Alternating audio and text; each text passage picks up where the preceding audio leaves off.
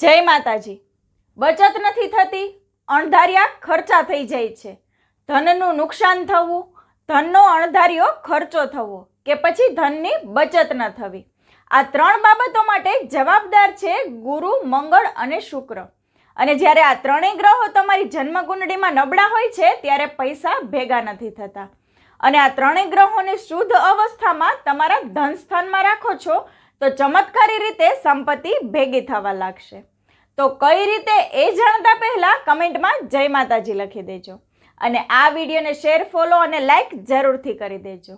એક પીળા કપડામાં લાલ ચંદન બાંધો અને તેને તમારા ધન સ્થાનમાં રાખો, જ્યાં લાલ રંગ એ મંગળનું પ્રતીક છે, સુગંધ એ શુક્રનું પ્રતીક છે અને તેમાં પણ પીળું કાપડ એ ગુરુનું પ્રતીક છે। આ ત્રણેય ઉર્જાઓને તમારી તિજોરીમાં રાખો, જ્યાં તમે તમારી કિંમતી વસ્તુઓ મૂકો છો, જેમ કે પૈસા, દાગીના અને તમારા ડોક્યુમેન્ટ। પછી જુઓ લક્ષ્મીનું સ્થાન કેવી રીતે પ્રબળ થાય છે। જય માતાજી।